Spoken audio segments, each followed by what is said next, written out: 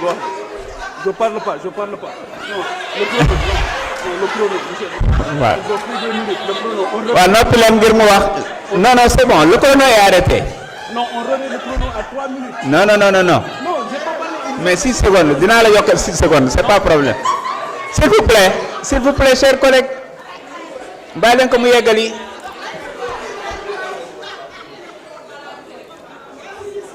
xam nga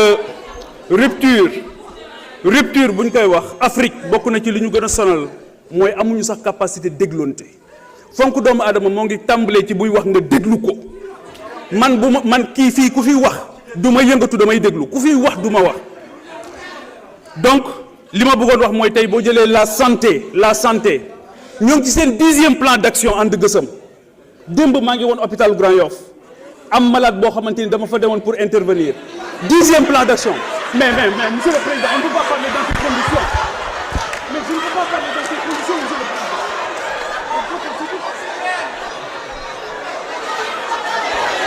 Je ne peux pas parler dans ces conditions.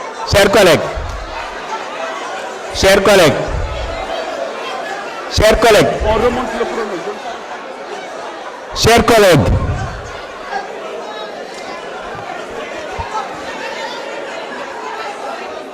Je parle pas dans ces conditions. chers collègues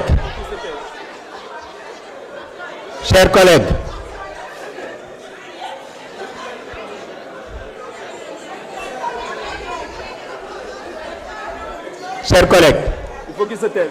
malheureusement ak article 64 du ñu mën a continuer tant que bàyyiwu leen boobaa dina am li mu bëgg ngir yàlla bàyyi leen ñu terminer s'il vous plaît.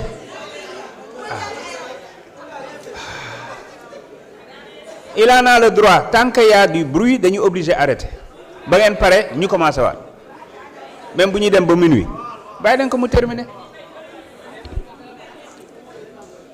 Alors donc Sénégal foofu loolu moo tax ma ne na ñëpp bokk ñi mën a bokk suñu bokkee en 2029 les Sénégalais apprécieront parce que fooguñu woon ne bu ñu defee ñaari at di ngeen ñëw fii di waxtaanu élection occupez-vous des Sénégalais et les Sénégalais se chargeront de 2029 chaque chose en son temps chacun dans son rôle mais aujourd'hui vous apparaissez aux yeux de l'opinion comme de piètres politiciens yoo xamante ni mandat rek moo leen intéressé wax naa ko léegi xale yi dañu leen wutal liggéey te amuñu liggéey mais il faut répondre à cette question la plupart d'entre vous ay chômeurs la ñu woon xale yi ñoo leen wutal liggéey ba ngeen ñëw fii fàtte leen donc jàpp naa ne aujourd'hui baykat yi nappkat yi sàmmkat yi les ndawu Sénégal plus même la diaspora bi nga xamante ni dañ leen a nax ba ñu nërmeelu Guinée Conakry laa jóge maa ngi leen di nuyu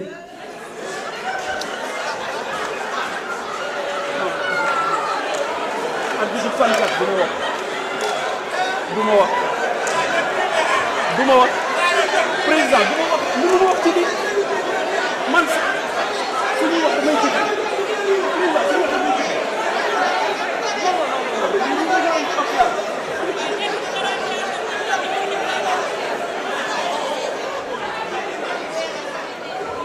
non on remonte le chrono non on remonte le chrono on remonte le chrono 30 secondes.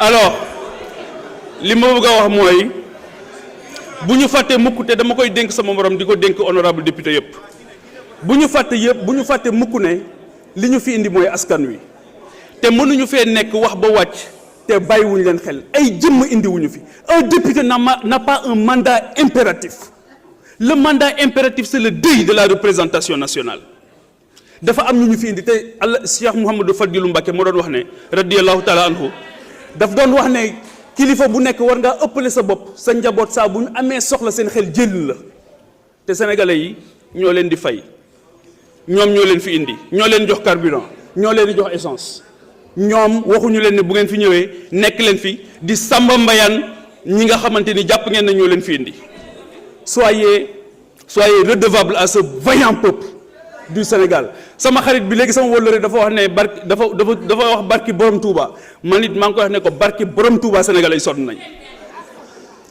fii mu ne nii njàqare bu mag moo am ci biir réew mi wax naa ko léegi 10e plan d'action dans le secteur de la santé et pourquoi émouvoir leen des 30 secondes 10e plan d'action 10e plan d'action 10e plan d'action dans le domaine de la santé maa ngi leen di nuyu di leen masawu wax naa ko léegi ci enseignants yi wax naa ko ci étudiants yi ak beaucoup de gens yoo xamante ni dans des secteurs presque 40 000 personnes licenciées dans leur secteur dans les sociétés nationales parce que ay règlement de compte ngeen ci def loolu yëpp ça ne vous gêne pas à un moment donné il faut avoir de la pudeur et de la dignité et de la compassion et je suis désolé mais vous n'en avez pas.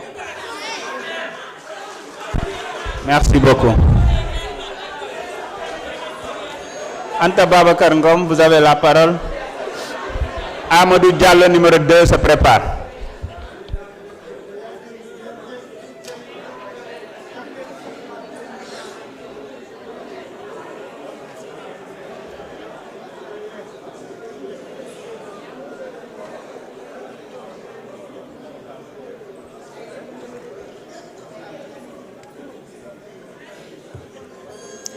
Salam alaikum, Monsieur le Président, Monsieur le Ministre, Madame la Secrétaire d'État, chers collègues. Au moment où nos voisins du Mali sont aujourd'hui assaillis par des attaques djihadistes, ils sont exposés à des ruptures stratégiques majeures. Au moment où notre économie s'enfonce dans des profondeurs sans précédent et des profondeurs préoccupantes, j'attendais de la représentation nationale une posture à la hauteur des véritables enjeux et des véritables priorités de notre pays, le Sénégal. Or, le débat qui nous est proposé aujourd'hui nous éloigne réellement de ces priorités. Je suis profondément convaincue que la problématique des peines accessoires que soulève l'abrogation de l'article 30 n'est pas anodine. Elle touche au cœur même de notre démocratie et de notre équité judiciaire. Donc, effectivement, on n'a pas besoin de ces peines accessoires dans le code électoral. Mais l'article L34 du code pénal permet déjà aux juges de se prononcer sur la perte des droits civiques. Alors pourquoi ne pas laisser aux juges le soin d'en apprécier l'opportunité et la durée? Donc, au-delà du fond, c'est votre démarche, chers collègues, qui interpelle. Si vous aviez été transparent et inclusif, cette proposition de loi, elle aurait pu rassembler, effectivement. Mais ce n'est pas le cas. Il y a ici, au Sénégal, assez d'experts sérieux et intègres qui ont toujours accompagné la marche de la démocratie.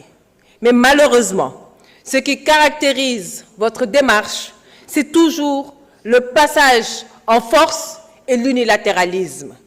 Depuis les travaux fondateurs de la commission dirigée par Kéba Mbaye en 1992, notre pays a construit, pas à pas, une véritable démocratie, une véritable culture de consensus électoral. La mise en place de l'ONEL, la mise en place de la Sénat, et les recours constants aux concertations nationales ont ancré ces réflexes dans notre pratique institutionnelle. Ainsi, toutes les évolutions qui ont eu lieu autour du code électoral sénégalais ont toujours été le fruit d'une tradition de responsabilité collective, de responsabilité partagée.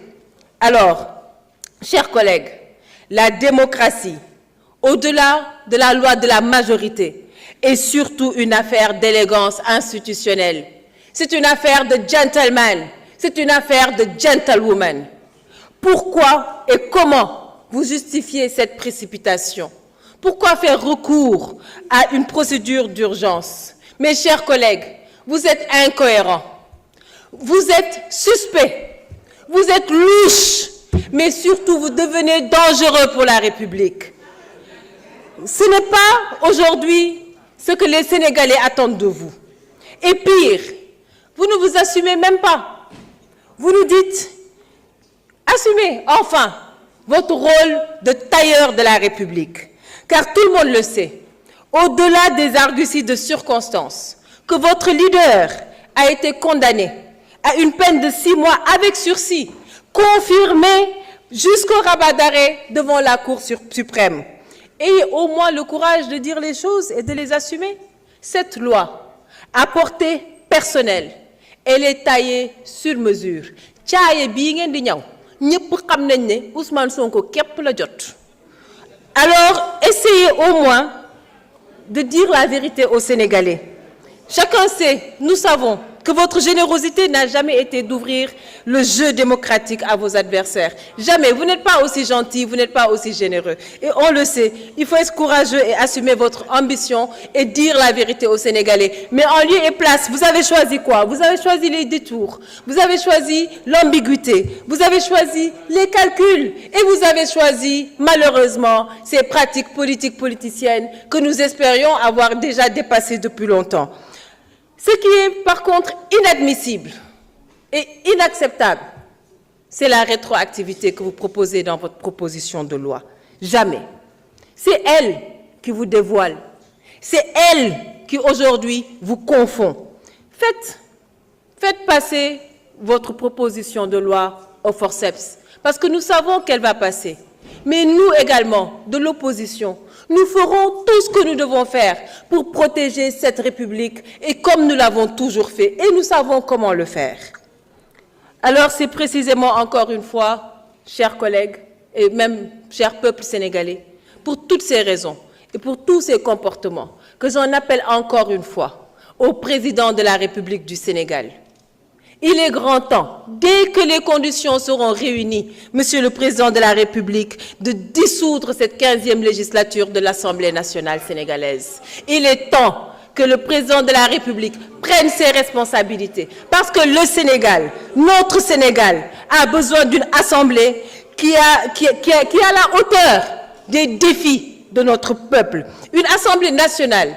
Elle ne peut pas durablement se réduire à un Amadou Diallo, numéro 2, vous avez la parole. Je vous remercie. Moussa Amadi Sarr se prépare.